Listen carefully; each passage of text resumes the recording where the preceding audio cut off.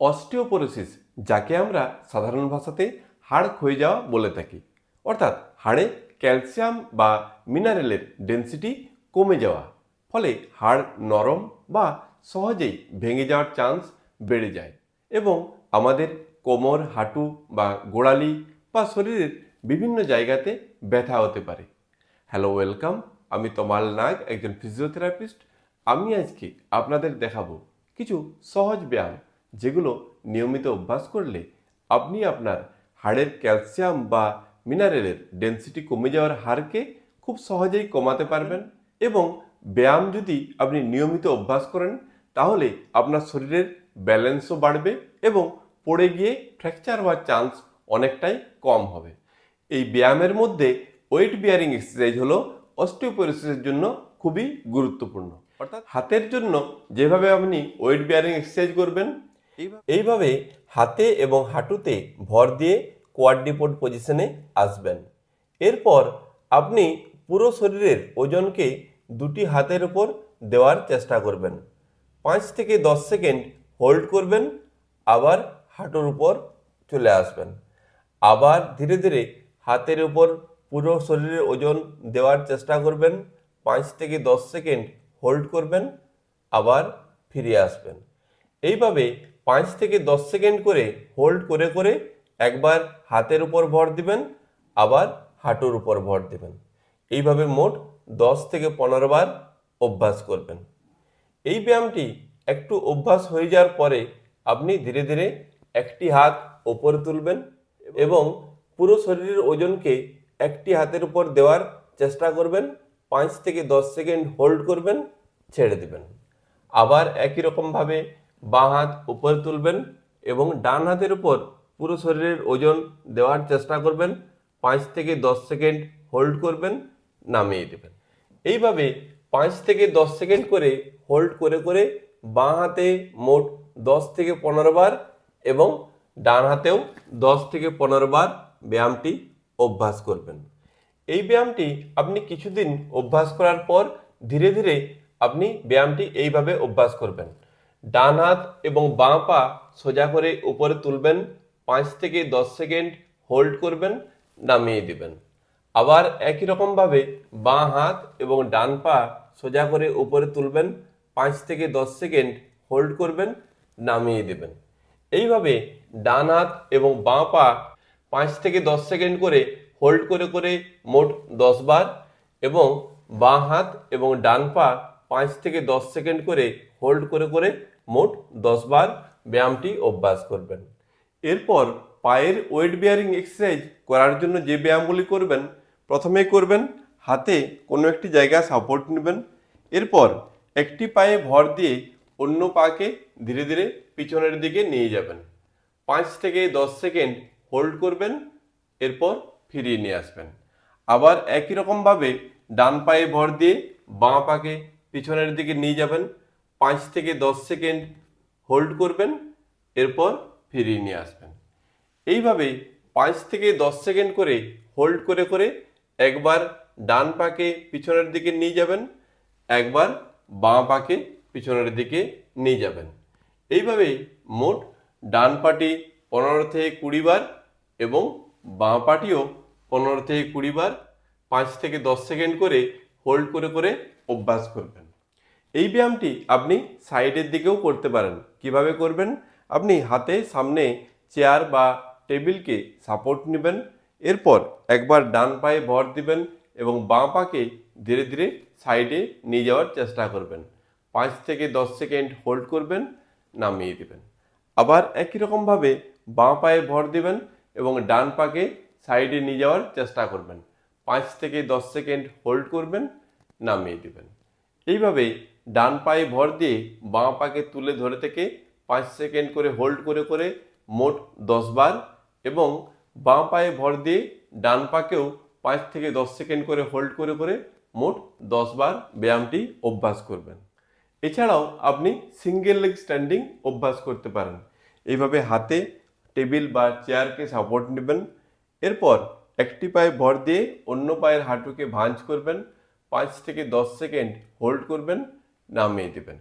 আবার ডান পায়ে ভর দিয়ে বাঁ পায়ের হাঁটুকে ভাঁজ করবেন, 5 থেকে 10 সেকেন্ড হোল্ড করবেন, নামিয়ে দেবেন। এইভাবে 5 থেকে 10 সেকেন্ড করে হোল্ড করে করে ডান পায়ে মোট 10 বার এবং বাঁ পাতেও 10 বার অভ্যাস করতে পারেন। এই ব্যায়ামগুলি কিছুদিন অভ্যাস করার পর আপনি একটি ব্যায়াম অভ্যাস করবেন, এইভাবে একটি পাকে একটু পিছনে রেখে এবং একটি পাকে একটু সামনে রেখে দাঁড়াবেন। এরপর কোনো টেবিল বা চেয়ারকে সাপোর্ট নিয়ে পিছনের পায়ের হাঁটুকে ধীরে ধীরে মেঝেতে ঠেকানোর চেষ্টা করবেন। 5 থেকে 10 সেকেন্ড হোল্ড করবেন এবং সোজা হয়ে যাবেন। আবার একই রকমভাবে বাঁ পাকে পিছনে নিয়ে যাবেন, ডান পাকে সামনে নিয়ে আসবেন। এরপর বাঁ পায়ের হাঁটুকেও ধীরে ধীরে মেঝেতে ঠেকানোর চেষ্টা করবেন, 5 থেকে 10 সেকেন্ড হোল্ড করবেন এবং ধীরে ধীরে সোজা হয়ে যাবেন।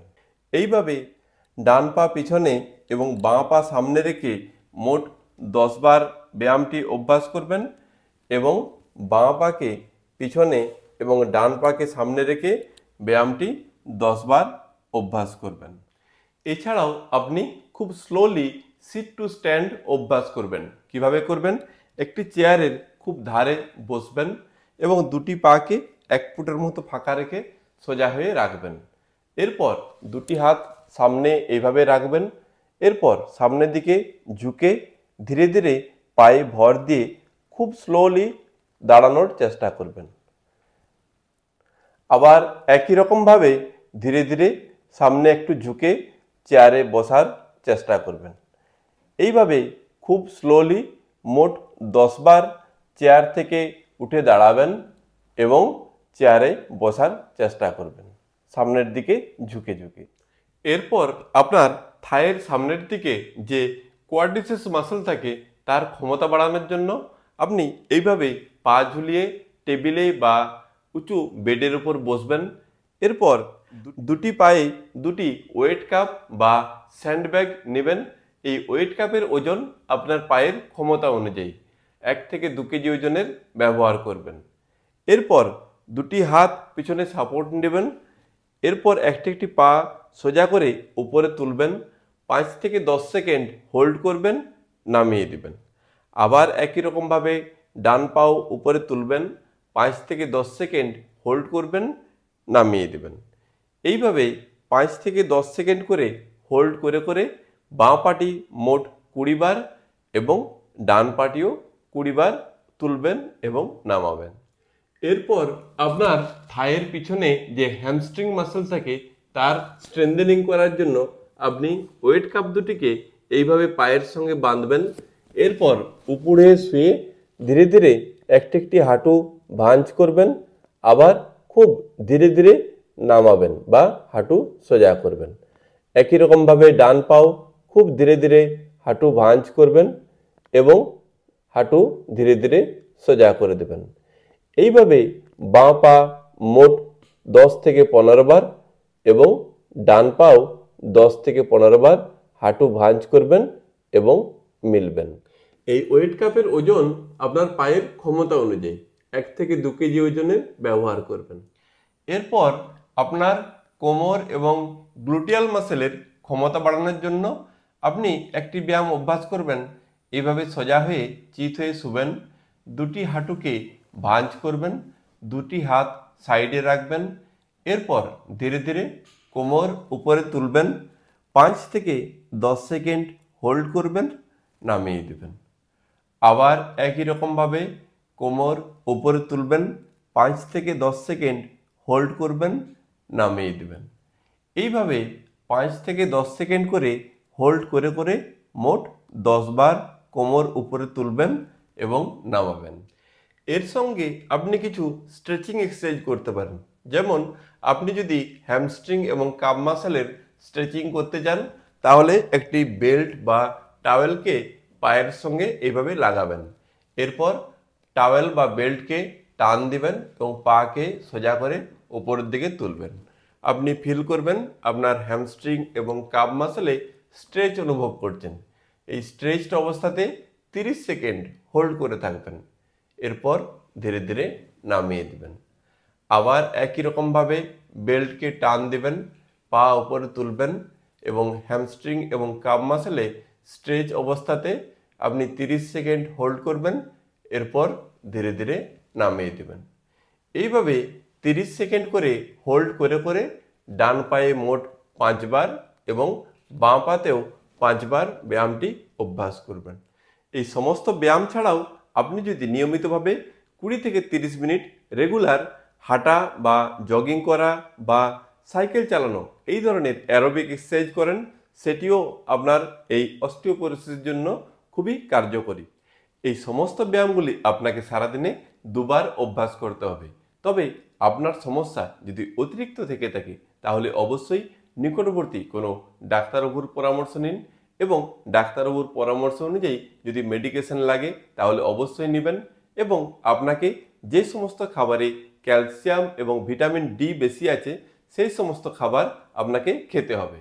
এছাড়াও যদি প্রথম দিকে ব্যায়াম করতে গিয়ে কোনো সমস্যা হয় বা ব্যায়াম করতে গিয়ে যদি আপনার বেশি ব্যথা হচ্ছে মনে হয় তাহলে অবশ্যই আপনি কোনো কোয়ালিফাইড ফিজিওথেরাপিস্টের কাছে যেতে পারেন। সেখানে বিভিন্ন ধরনের আধুনিক প্রযুক্তির ফিজিওথেরাপি মডালিটিস আছে এবং বিভিন্ন ধরনের ফিজিওথেরাপি টেকনিক্স আছে যার দ্বারা আপনার সমস্যার দ্রুত সমাধান সম্ভব হবে। এই ধরনের ব্যায়ামের নিয়মিত ভিডিওর আপডেট পেতে আপনি আমার এই চ্যানেলটি সাবস্ক্রাইব করুন। ভিডিওটি শেষ পর্যন্ত দেখার জন্য ধন্যবাদ। সুস্থ থাকবেন, ভালো থাকবেন।